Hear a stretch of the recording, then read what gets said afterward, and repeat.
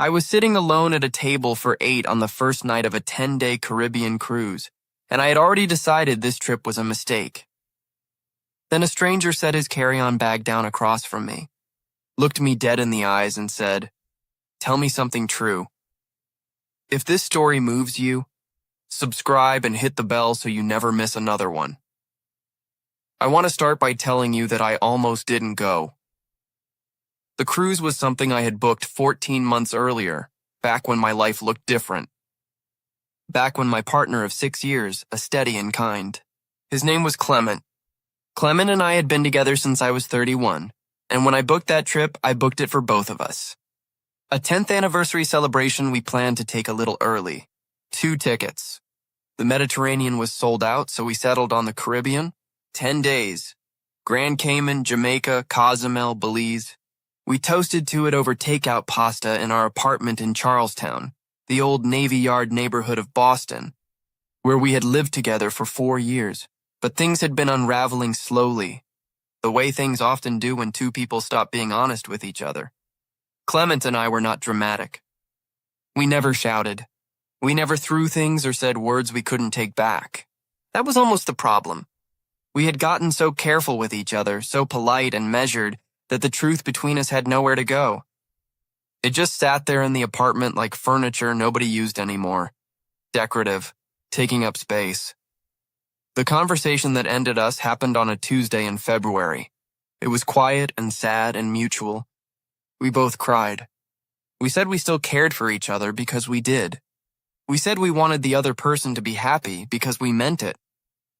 Clement moved back to his sister's place in Newton about 3 weeks later. There were no villains in that story. Just 2 men who had grown apart so gradually that neither of us noticed until there was a very wide distance between us. I won't pretend the separation was easy. It wasn't. 6 years is a long time. 6 years is a shared language, inside jokes, a particular way of loading the dishwasher. It's the smell of someone's shampoo and the way they take their coffee and the specific sound of their key in the lock late at night when you're already half asleep. Losing all of that felt like losing a whole dialect, so when April came and the cruise date was 10 weeks away, I sat with myself for a long time and asked honestly whether I should go. My friend Petra, no, not Petra, my friend Constance, no, my friend Harriet. Harriet had been my closest friend for almost 15 years. We met in graduate school at Northeastern, both of us studying urban health policy before she pivoted to public administration, and I found my way into something else entirely. Harriet told me very directly that I needed to go. "You paid for it," she said. "You cannot just sit in that apartment and watch documentaries about submarines for 10 days. "I like submarine documentaries," I said. "I know you do. And that's exactly why you're getting on that ship." She wasn't wrong. I had a tendency, when I was sad, to become very still, to burrow, to find comfort in small contained spaces and stay there. Harriet had known me long enough to recognize the pattern and refuse to validate it. So I went. My name is Vernon Page. I was 37 years old that May, and I worked as a licensed geomatics technician for a municipal land survey company in Boston. That means I spent my days measuring and mapping physical features of land, property lines, elevation changes, infrastructure positioning. It was precise, methodical work that required patience and an eye for the kind of small details most people walked right past. I loved it genuinely, not just as a job but as a practice. There is something meditative about standing in a place and learning exactly where you are, which is maybe why I was so unsettled when I got on that ship and had no idea where I stood with myself. The ship was called the Meridian Star, and it was one of those enormous floating hotels that carries over 3,000 passengers and has a rock-climbing wall on the back deck and a smoothie bar that opens at 6 in the morning. It departed from Port Everglades in Fort Lauderdale, Florida, on a Saturday afternoon in early May. I had driven down the day before and stayed in a quiet hotel near the airport. I didn't call anyone. I watched a movie, ate room service, and fell asleep early. The boarding process was efficient and a little chaotic, the way any large organized event tends to be when thousands of people are all doing the same thing at once. I found my cabin, an interior stateroom, because the ocean view upgrades had been gone by the time I rescheduled to a single ticket, and I unpacked. With the kind of focus you apply to a task when you're trying not to think about something. The room was small, practical. The bed was against the wall. There was a little desk and a compact bathroom and absolutely no window. I sat on the edge of the bed for a moment and breathed, and then I went to find something to eat. The main dining room on the Meridian Star was called the Compass Rose, which I noted with mild irony, given that I spent my professional life working with compasses and coordinates. It was a large, warmly lit room on Deck 5 with tall ceilings and white tablecloths, and those small, flickering electric candles that try their best to feel romantic and mostly succeed. For assigned dining, the ship had grouped passengers into tables of 8, the idea being that sharing meals would encourage conversation and make the trip feel less isolating. I was grateful for the idea in theory. In practice, I stood in the doorway of the Compass Rose on that first evening and felt about 9 years old at a cafeteria with nowhere to sit. A crew member guided me to my assigned table, which was table 22, and when I arrived, 6 of the 8 seats were already occupied. A couple in their early 60s who introduced themselves as Vivian and Max from Phoenix. Another couple, a little younger, maybe mid-40s, named, I'm going to call them Suzanne and Gary from Columbus, and 2 friends traveling together, women in their 50s who laughed very easily and had matching tote bags.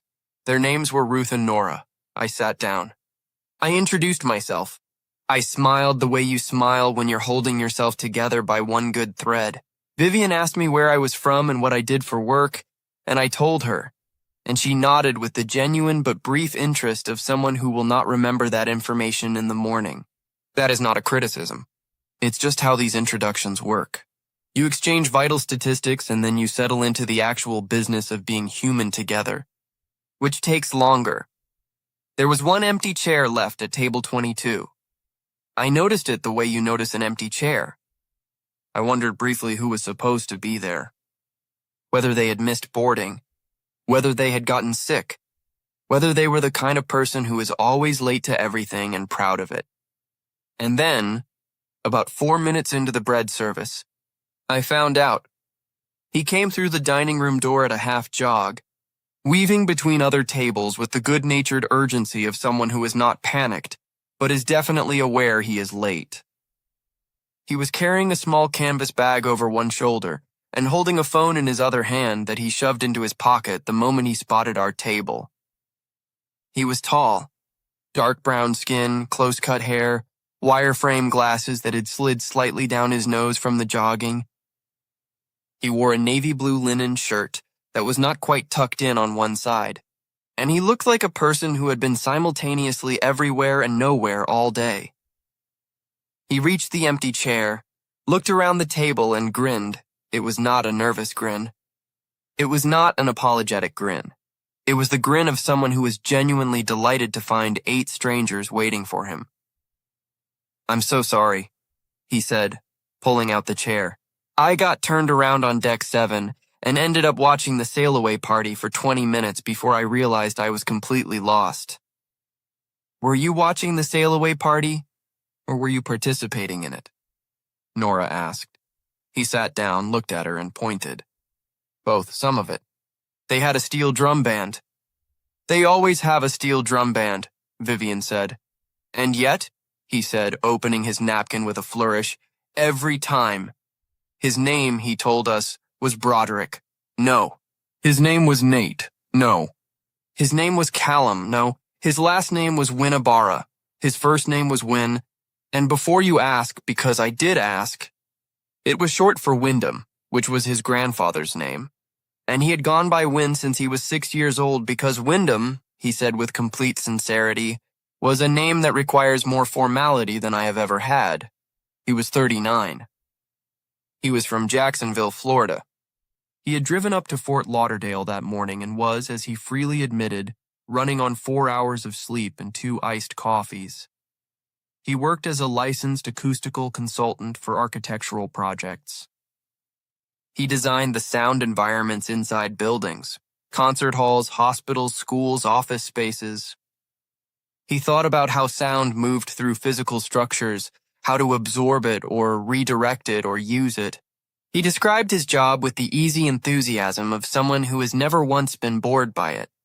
And within about 4 minutes, I understood 3 things about Win Ibarra. He was brilliant. He was warm in that rare, unperformed way that makes you feel seen rather than entertained. And he was never, ever going to stop talking. That first dinner lasted 2 hours. The steel drums played somewhere far above us on the Lido deck. Bread came and went and came again. Vivian and Max told a long, funny story about a previous cruise where their luggage ended up in a different country. Suzanne and Gary debated whether to do the shore excursion in Grand Cayman or just rent a golf cart and explore alone. Ruth and Nora planned the entire trip in real time using a color-coded itinerary that they had laminated, and Wynn talked. He talked about acoustics and architecture. He talked about a project he had just finished in Jacksonville, a new performing arts center where the main hall had taken him 18 months to get right.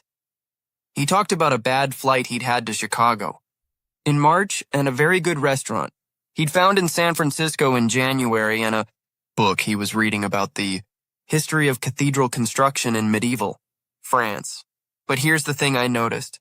Sitting across from him with my dinner getting cold because I kept forgetting to eat. Wynn didn't just talk. Every few minutes he stopped, he turned. He asked someone a question. A real question, not a politeness question. Not how about you, but what do you think about that? Or, has that ever happened to you? He listened to the answers with his whole body, leaning slightly forward, nodding, occasionally pushing his glasses back up his nose. He asked me what I did a second time, because I had been so quiet that he seemed concerned he had missed something. Geomatics, I said. Land surveying, mapping, he sat back. His eyes got a little wider. Seriously? Seriously. So you spend your whole career measuring exactly where things are? That's one way to put it. He folded his hands on the table and looked at me with an expression I couldn't quite name. It was something between curiosity and something warmer. And do you ever lose track of where you are yourself? The table went quiet for a half second. It was such a direct question. Such an unexpectedly precise question. And the answer, sitting in that dining room with the gentle rock of the sea beneath us and the candles flickering on the white tablecloth, was yes. Obviously yes. Completely and entirely yes, but I didn't say that. I smiled and said something deflecting and changed the subject, and Wynn let me. He didn't push. He just looked at me for one quiet moment longer than necessary, and then turned to ask Nora something about her laminated itinerary. I went back to my cabin that night and lay on my back in the dark in that small room with no window and thought about a stranger's question. You ever lose track of where you are yourself? I also thought about something else. Something I noticed as we were all saying goodnight in the corridor outside the dining room. Wynn had laughed at something Gary said, and in laughing, he had reached out and touched my arm briefly. The light, natural touch of someone who communicates with their whole self. And I had felt it long after his hand was gone. I hadn't felt that in a long time, and I didn't know what to do with it. I was newly out of a 6-year relationship. I was emotionally raw and probably not thinking clearly. Getting attached to a stranger on a cruise ship was the kind of thing that happened in movies and led to complicated situations. In real life, I told myself that very firmly. Then I fell asleep, wondering if he liked coffee in the morning. The next day was a sea day, no port, just open water, which is either deeply peaceful or deeply unsettling depending on who you are and what you're carrying. For me that morning, it was both at once. I went to the small upper deck at 7 in the morning before most passengers were awake. The air was warm and slightly salty, and the water was that deep Caribbean blue that doesn't look entirely real, the kind of color that makes you think your eyes are doing something wrong. I had a cup of coffee from the early opening cafe, and I sat with it and let the sound of the ocean do whatever it wanted to me. I had been there about 20 minutes when footsteps came up the exterior stairs.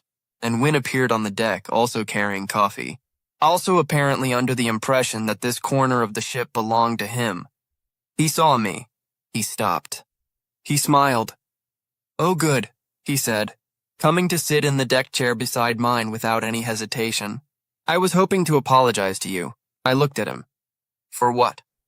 "For talking your ear off last night." "I do that sometimes. Ask my friends. I talk a lot and I don't always clock when I'm steamrolling." "You weren't steamrolling," I said. "No? You were asking questions the whole time." "That's not steamrolling." He wrapped both hands around his coffee cup and looked out at the water. "That question I asked you," he said.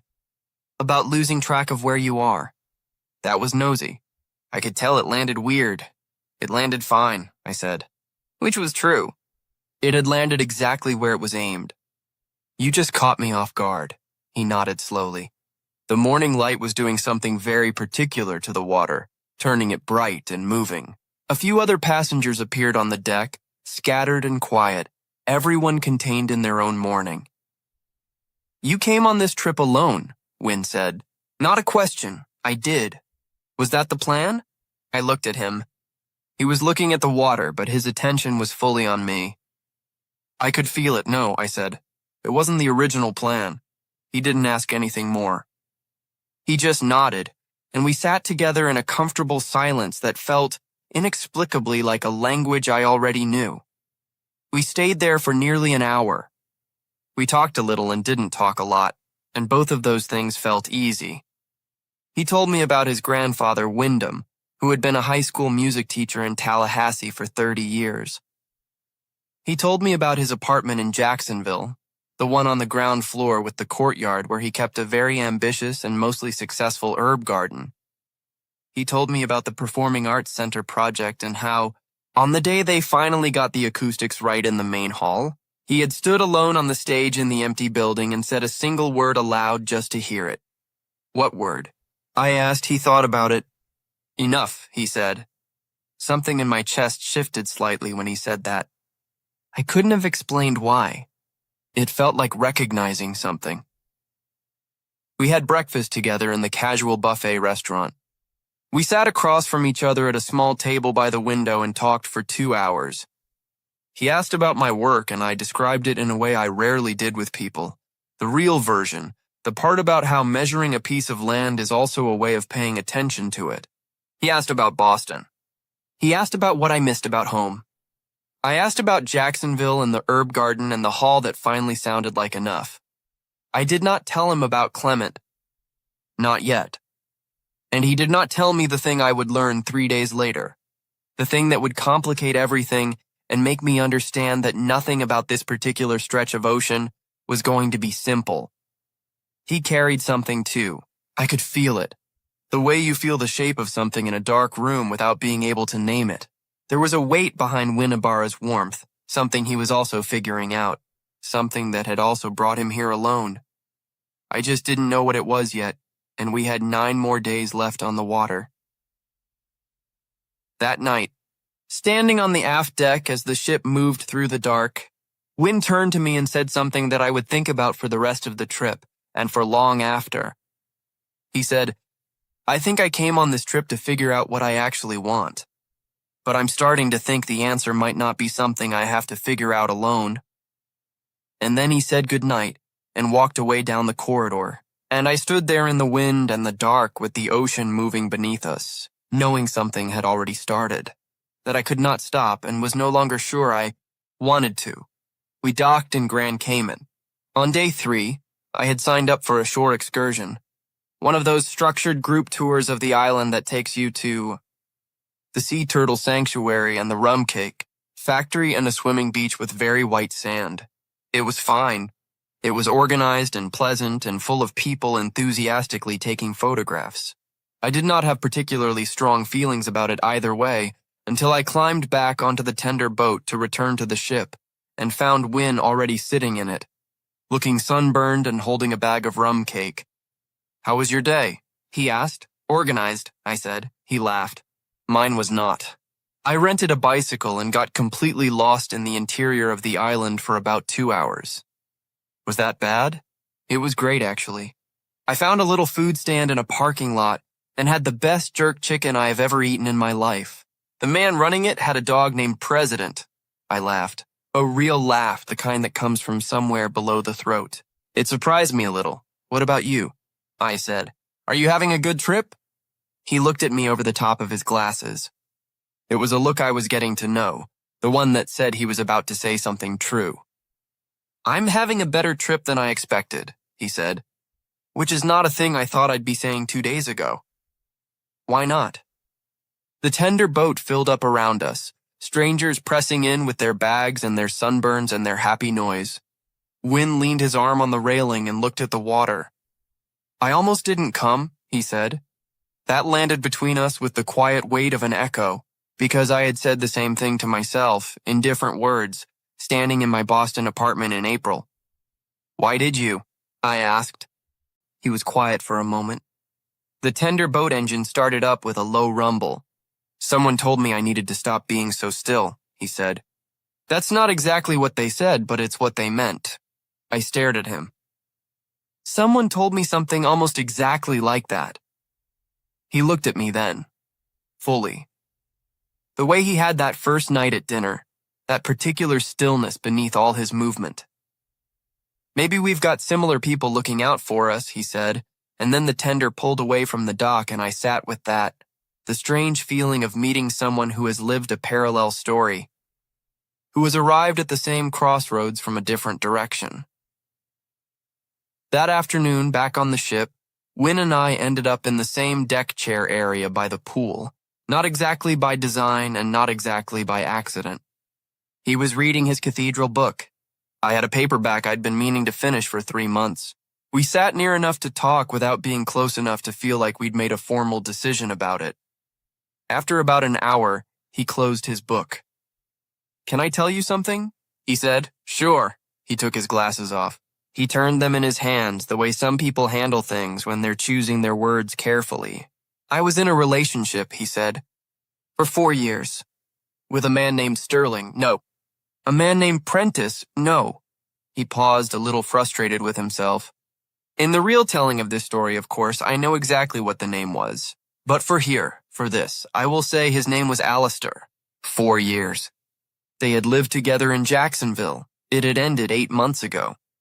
Wynn said it carefully and honestly, the way a decent person talks about something that was painful and complicated and not entirely one person's fault. They had wanted different things. Alistair had wanted to relocate to Atlanta for a significant career opportunity, and Wynn had a business in Jacksonville that he had spent 5 years building, clients who depended on him, a life that was rooted there in a way he couldn't simply transplant. We tried the long-distance thing for about 6 months, Wynn said. And we were both miserable. Not because we stopped caring, just because we were trying to hold a shape that couldn't hold. I listened. I did not interrupt. I knew the specific texture of that grief, the one where the relationship ends not with a dramatic rupture, but with a slow, honest realization. The shape that can't hold. How are you doing with it now? I asked. He put his glasses back on. Better than I was. Not all the way through it. He paused. I went quiet for a while. My friends got worried. One of them basically forced me to book this trip. My friend forced me too, I said. He looked at me with something that was becoming familiar, a warmth that had real substance to it. Tell me about yours, he said. And so I told him. I told him about Clement, about the 6 years, about the apartment in Charlestown, about the quiet and careful way we had let each other go. I told him it had been 3 months since Clement moved out, and that I was still finding the shape of what my life looked like without him in it. I told him that I had started going to a therapist, which was something I had resisted for too long and was now profoundly grateful for. I told him that the hardest part was not the missing, but the rearranging, the way you have to rebuild your own sense of direction when the landmarks change. Wynn listened with the same full-body attention. I had noticed that first night. He did not offer platitudes. He did not say I would find someone else, or that everything happened for a reason. He said, that's real. That's a real kind of loss. and somehow that was exactly right. We sat there as the afternoon moved toward evening, the ship cutting through bright water, and we talked about things that don't come easy in most conversations. We talked about loneliness, the specific brand of it that lives inside a relationship that has run out of honest language. We talked about what we each wanted now that we were on the other side of something. And I noticed, in the middle of all that honest talking, that something was happening between us that I needed to be careful with, because I liked Winnibara. Not just as a dinner table companion or a deck chair neighbor, but in a way that had depth and direction. I liked the way he thought. I liked his willingness to be seen. I liked that he asked real questions and waited for real answers. But I was 3 months out of a 6-year relationship, and he was 8 months out of a 4-year one, and we were on a ship in the middle of the Caribbean, which is the most artificial of all possible environments for making decisions about your heart. I knew this. I held it deliberately. Still, something was growing. I couldn't pretend otherwise. The thing that complicated everything came out the next day, in Jamaica. We had decided to share a taxi from the dock into the hills above the port town. Not part of any organized excursion, just 2 people who both wanted to see something that wasn't on the official itinerary. The driver's name was Marvin. No, not Marvin, Desmond. His name was Desmond, and he drove a green SUV and knew every road in those hills by muscle memory. He took us to a small botanical garden that wasn't on any of the cruise ship brochures. 30 acres of organized wildness on the side of a mountain, with paths that wound through orchids and ceiba trees, and a long stone terrace that looked out over the coast. We walked for about an hour. It was warm and green and quiet in the way that large outdoor spaces are sometimes quiet, full of sound, but of the kind that makes space rather than filling it. And then Wynn stopped on the terrace and looked at the coast and said, "I need to tell you something." I stopped beside him. "I've been trying to figure out how to say this," he said. "And I think the honest approach is just to say it." My stomach tightened slightly. I waited. "I like spending time with you," he said, "more than I expected to like spending time with anyone this soon. And I noticed that I keep choosing to be where you are. And I think you might be doing the same thing. And I don't want to pretend that's not happening." I looked at him. "But here's what I need to be honest about," he continued. "I'm not fully over what happened with Alistair. I'm not walking around wrecked by it, but I'm also not someone who is cleanly on the other side. And I think you're probably in a similar place. And I don't want to be someone who rushes into something because it's beautiful here, and the lighting is good, and I've been lonely." He paused. "I think you're someone worth being careful with. I wanted you to know I'm thinking about that." I looked at the coast for a moment. The blue and the green of it. The impossible distance of open water. "I appreciate that," I said. And I meant it fully. I've been thinking the same thing. About being careful? About all of it. I turned to look at him. "I like being around you too. And I'm also trying to figure out what that means when we're living in the ordinary world and not on a ship in Jamaica." He nodded. "Yeah.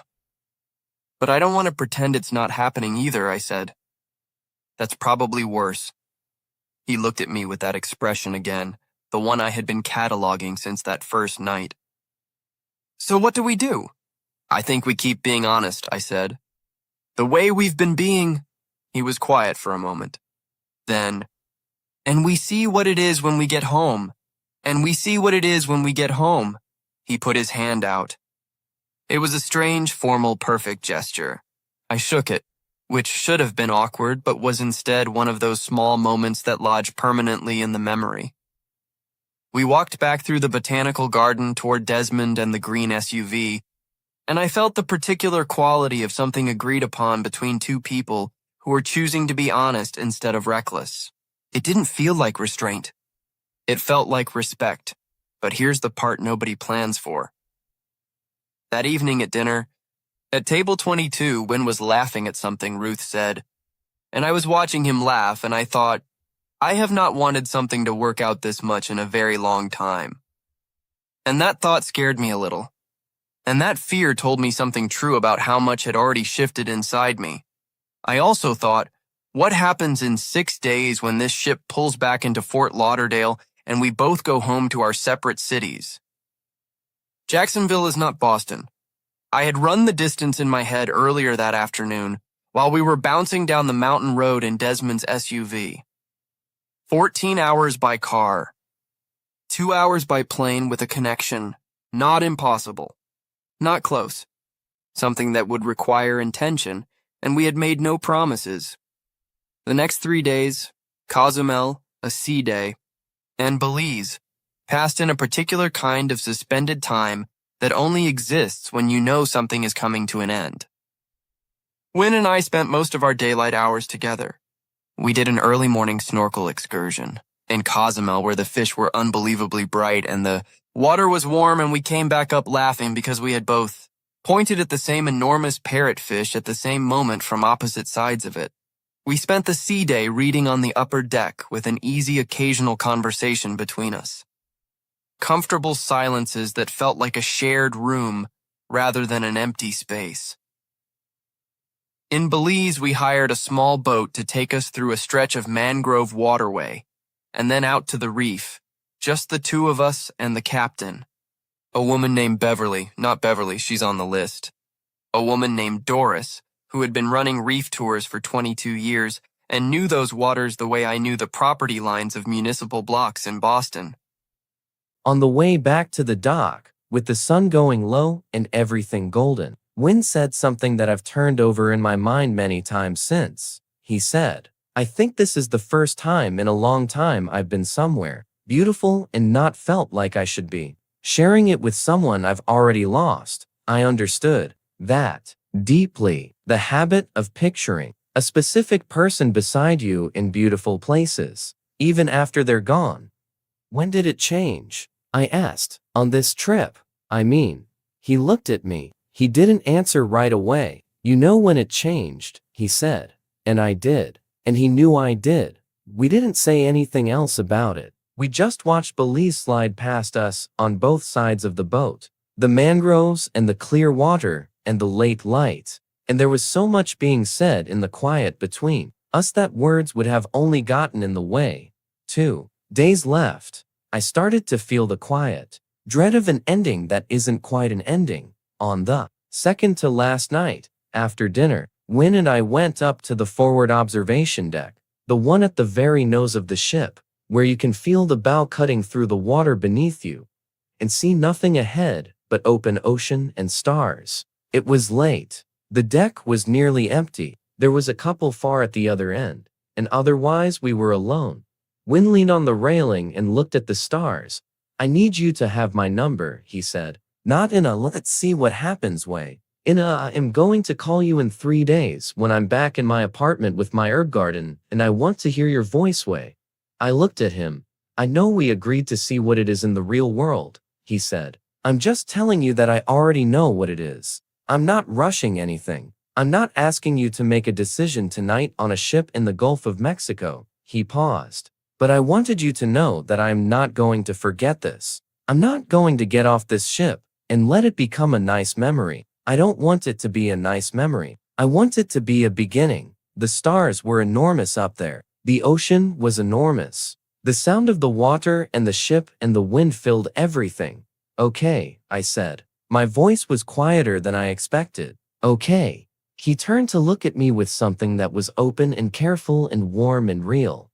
And then he said, very quietly, "Are you going to be all right? Not just with this, with all of it." And I stood there on the forward deck of a cruise ship in the middle of the sea, and I thought about Clement, and the apartment, and the 6 years, and the surveying maps on my desk, and the therapist I was learning to trust, and Harriet who told me to get on the boat, and this man standing next to me, who asked real questions and built beautiful sounding rooms, and named something I hadn't been able to name myself. "I think I'm going to be better than all right," I said. He smiled, and it was the same smile from that first night. The one that was not nervous and not apologetic, but fully, genuinely delighted. "Good," he said. "Me too." We exchanged numbers there on the deck, and as he typed his name into my phone, I noticed he added a small label beside it. Not just his name, but 2 words underneath. He turned the phone to show me before he handed it back. And those 2 words made me laugh so unexpectedly that a seagull that had been resting on the railing took off in alarm. I won't tell you what the words were yet, but I thought about them all the way through the last night on that ship, and all the way through the flight home. And I was still smiling about them 3 days later when my phone rang with a Jacksonville area code, and his voice came through saying, "Okay, tell me something true. The first month after the cruise was not easy. Let me be honest about that. Because I think it would be dishonest to skip it. Real life has a specific weight that the ocean does not. In real life, there is a commute and a project deadline and a dinner made for one and a Saturday morning that is quieter than you want it to be. In real life, the feelings you had on a ship don't automatically translate, and you have to find out whether the connection you built on open water can survive the friction of ordinary ground." Wynn called me 3 days after we got home. Exactly when he said he would. We talked for an hour and a half. I sat on my couch in Charlestown with the window open and the sounds of the neighborhood coming in traffic. Someone playing music in the building across the alley. A dog barking twice and then going quiet. And I talked to this man in Jacksonville who had his feet up on the coffee table next to his very alive herb garden. We talked about everything and nothing. We talked about the work he was starting on a new project. A hospital wing in Jacksonville where the acoustic design had to account for both clinical function and the emotional well-being of patients and their families. We talked about a survey project I was starting on the other side of the Charles River, mapping out a tract of land in Cambridge where a mixed-income development was planned. We talked about the parrotfish in Cozumel and President the dog in Grand Cayman, and the word "win" had said, alone in the empty concert hall, when the acoustics were finally right, and we talked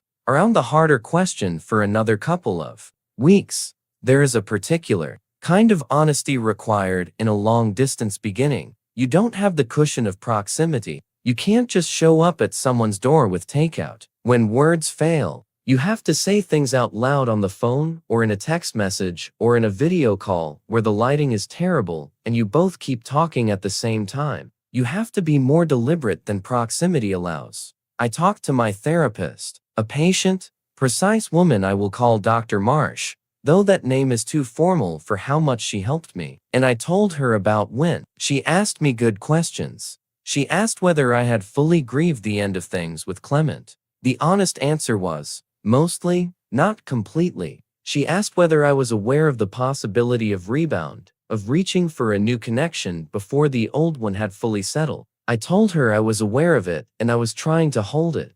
She asked what I actually felt when I talked to Wynn. I said, recognized. I feel recognized. She nodded. And then she said something I have held on to. She said, recognized is worth paying attention to. Just make sure you're letting him know the full version of you, not just the version that's been on a cruise. I carried that into the next call with Wynn, and I told him about it. I told him what my therapist had said. He was quiet for a second, and then he said, I like that. I want the full version. And then he said, my turn. I've been seeing a counselor too, since about 3 months after Alistair and I ended things. I should have told you. I'm glad you told me now, I said. She says I have a pattern of talking to fill silence, he said. That I do it when I'm anxious. That I should practice being uncomfortable without filling the space. You do talk a lot, I said. I know, he said. Are you going to be able to handle that long term? Long term, I said. And it just sat there, that word, in the comfortable way of something we were both choosing to look at directly. Too soon? He asked. No, I said. I just wanted to say it out loud. The first time he came to Boston was 5 weeks after the cruise ended. He had a conference at a hotel near the waterfront, something connected to a project in Cambridge, actually, a city government panel on acoustic standards in public buildings, and he texted me 2 weeks ahead of time and said, I'm going to be in your city. Tell me if you want company. I told him I very much wanted company. I planned nothing elaborate. I was aware of the pressure that elaborate planning puts on a real moment, the way it creates a performance instead of an experience. I picked him up at South Station after his train from New York, where he'd had a layover. He came through the station doors with the canvas bag over his shoulder, and the glasses slightly askew, and that grin, and the distance between everything we had said on the phone and the physical reality of a person standing in front of me collapsed instantly. "Hi," he said. "Hi," I said. We stood there for a second, and then we both started talking at once, and then stopped and laughed, and it was fine. It was better than fine. It was easy. I showed him Charlestown the way you show someone a place when you actually live there and love it, the side streets and the morning coffee spot and the particular corner of the greenway where you can see the harbor and the bridge at the same time. We ate dinner at a small neighborhood restaurant on a side street 2 blocks from my apartment, a place with good fish and no fuss. We sat there for 3 hours. The waiter came by twice to check if we needed anything, and both times, we were so deep in conversation that we had to be asked twice. We talked about everything we hadn't said in 5 weeks of phone calls. We talked about what we wanted, not abstractly, but specifically. I told him I wanted to stay in Boston for the foreseeable future. He told me he was rooted in Jacksonville, but that his work was mobile enough that he could work remotely for stretches of time. He said he had been thinking about that. He had been thinking about what flexible might look like. We talked about our families. I told him about my parents, who lived in Stamford, Connecticut, and who were warmly supportive of me in most things, and who I had not yet told about Win, because I wasn't sure what to say. He told me about his mother, who lived in Tallahassee in the house where he grew up, and his 2 older sisters, one in Atlanta and one in Durham. He told me about his grandfather Wyndham, who had died when Win was 14, and how the name had become heavier and more precious in the years since. After dinner, we walked. Boston in late June is warm enough for that, warm without humidity, yet, the city at its most bearable. We walked along the waterfront and up through the North End and across the bridge and back. We walked for an hour, and at some point, somewhere on the bridge, Win reached over and took my hand. Not dramatically, just his hand finding mine, and we walked the rest of the way like that.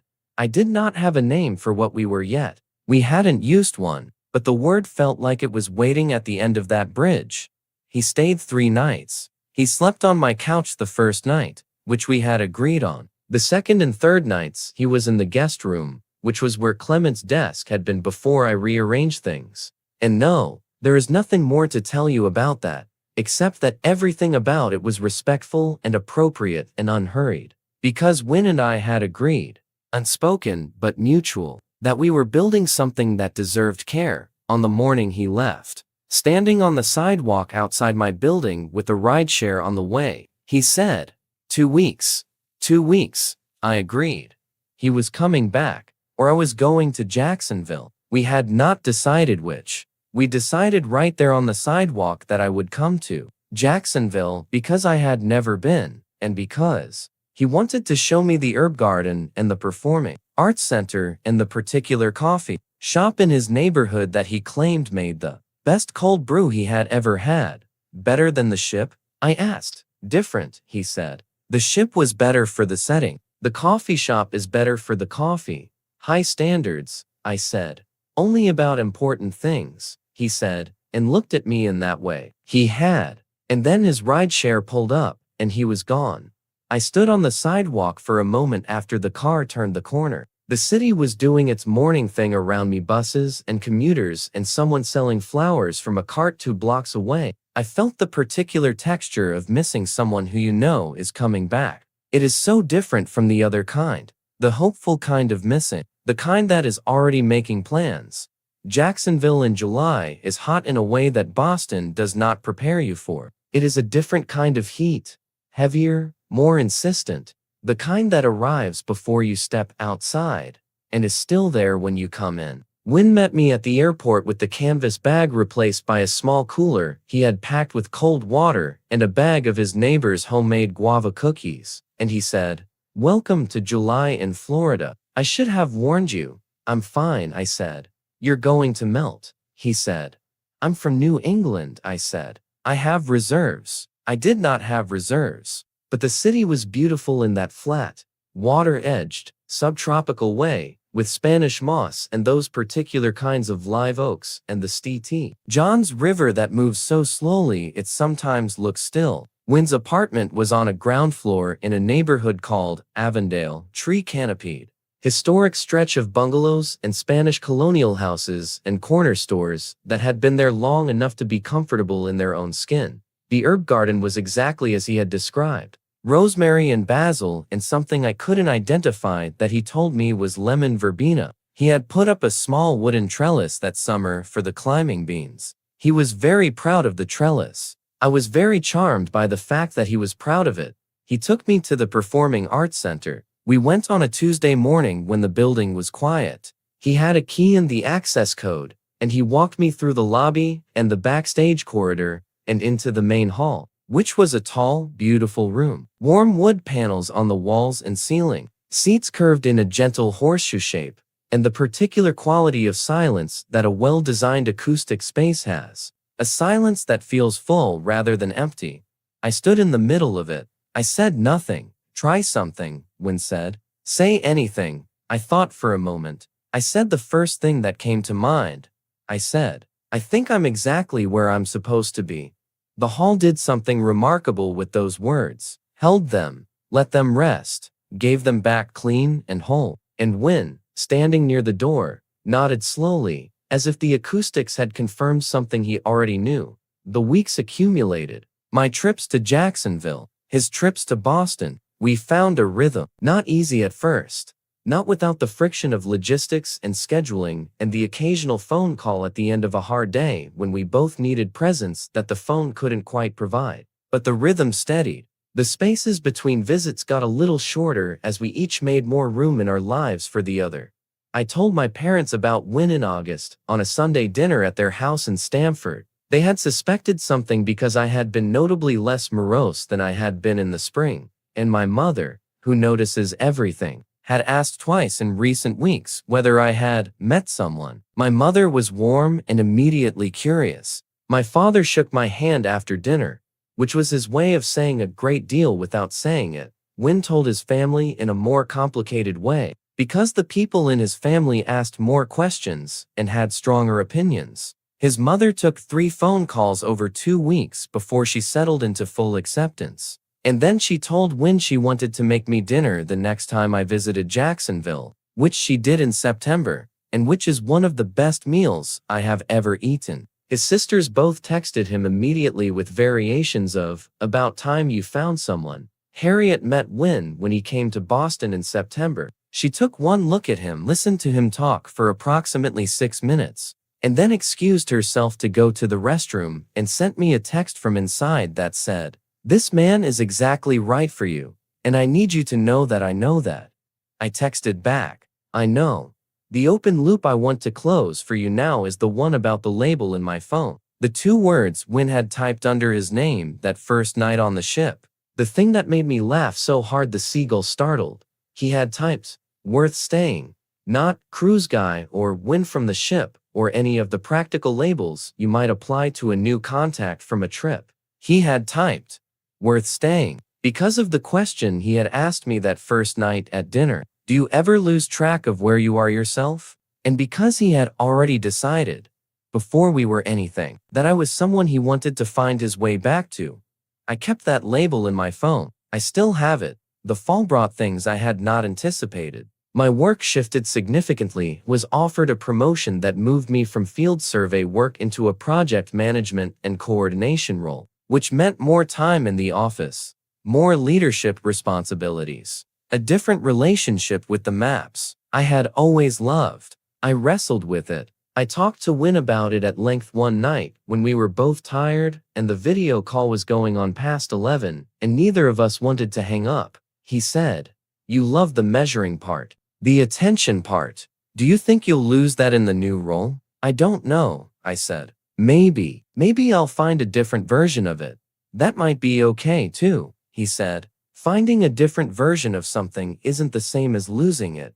I took the promotion. In November. Wynn was contracted for a significant project in Boston, the redesign of the acoustic environment in a cluster of public school auditoriums across 3 neighborhoods in the city. It was a year-long contract. He would be working partly remotely, but also coming to Boston regularly, sometimes for stretches of 2 and 3 weeks. He told me about it on the phone with the careful neutrality that I recognized immediately as the tone of someone who is trying not to put pressure on something they very much want. That's a significant amount of time in my city. I said, it is, he said. Careful. Neutral, are you going to need somewhere to stay? I asked. Silence. Not an uncomfortable silence. The full, listening kind. That depends on what you're offering, he said.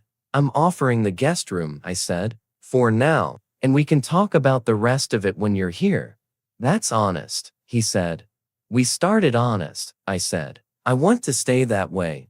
He arrived in December with the canvas bag and a second bag that was slightly larger and a box of his neighbor's guava cookies. Because he knew I had been thinking about them since July, he stood in the doorway of my apartment and looked around at the space he had now visited 4 times, and was learning the same way you learn a place when you are deciding to belong to it. This is good, he said, setting down his bags. Yeah, I said. I mean it. This is really good. We stood there in the front room of my Charlestown apartment in December, the harbor wind pressing against the windows, the city doing its winter thing outside, and the distance between who I had been 10 months ago on this particular couch watching submarine documentaries and who I was right now felt immense and instructive and full of gratitude.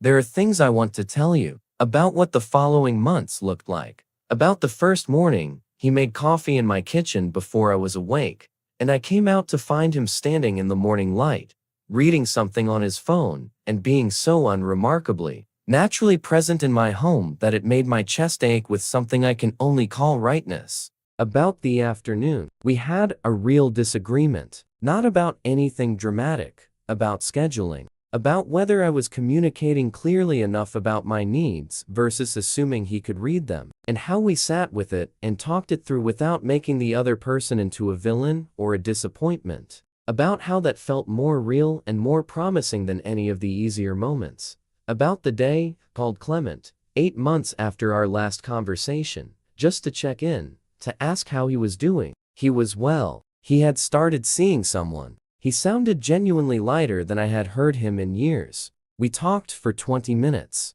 and ended the call the way 2 people can end a call when they have chosen each other's well-being over their own wounded pride, warmly, briefly, wishing each other well, and meaning it. About the first time, when and I said I love you. It was not on a ship, or at a beautiful botanical garden, or on a bridge in Boston. It was in my kitchen on a regular Tuesday evening in February. The same month, I'd had the quiet conversation with Clement that ended our relationship. Exactly 1 year later, Wynne was making pasta because I had had a long day, and he was the kind of person who responds to long days with practical care. He had music on something he described as architectural jazz, which is apparently a genre he invented himself. I was sitting at the kitchen counter watching him stir something and talking about a meeting I'd had that afternoon, and somewhere in the middle of a sentence about a property boundary dispute in Somerville, I just stopped. He turned around. What? Nothing, I said. I paused. I love you. He set down the wooden spoon. He looked at me for a long moment. Then he said, Vernon Page, I have loved you since a steel drum band on a cruise ship, and I have been waiting for the right moment to say it. And you just said it in the middle of telling me about a property boundary dispute in Somerville. Was that not the right moment? I asked. It was exactly the right moment, he said. We moved in together officially in June, a year and 1 month after the Meridian Star sailed out of Fort Lauderdale, with 1 empty seat at table 22. We found an apartment in Charlestown with an actual courtyard, not large, but real, where Wynne planted rosemary and lemon verbena and the climbing beans, and a small dwarf citrus tree that the landlord was initially skeptical about and eventually charmed by. Because Wynne Barra is the kind of person who charms landlords with herb gardens. I hang my surveying maps on the wall of the study. He has a drafting table in the corner where he works out acoustic equations with mechanical pencils and yellow tracing paper. We make coffee every morning, each of us knowing exactly how the other takes it, which feels like a small ceremony of knowing. We are still figuring each other out. That is not a warning. It is one of the best things. To be with someone who remains interestingly unknowable in as you know them deeply, who surprises you, not because they are hiding anything, but because they are genuinely full, genuinely alive, genuinely still becoming. Harriet had dinner with us last month, and on the way out she grabbed my arm and said, "You know the best thing about him?" "What?" I said. "He asks better questions than anyone I've ever met," she said. "And he actually waits for the answer." She is right. And sometimes, on an evening when the harbor light comes through the window at that particular late day angle that turns everything gold, Win will look up from his drafting table and ask me something. A real question. The kind that requires a real answer. And I will stop whatever I'm doing and think carefully and tell him the truth. That is what I learned in the end. On the ship and off it. On the measuring work and the ordinary Tuesdays and the pasta and the herb garden and the long distance. Phone calls and the disagreements and the February kitchen. You can spend a lifetime measuring exactly where things are. You can be very good at it. You can read the coordinates and establish the boundaries and draw the lines with precision. But sometimes, without planning it, without a map or a compass or an official survey, you find out exactly where you are. And you find out that you want to stay there. We have a framed print in the hallway, something I made for our first Christmas together. It's a simple graphic of 2 coordinate points, connected by a line. Underneath it says, "Worth staying."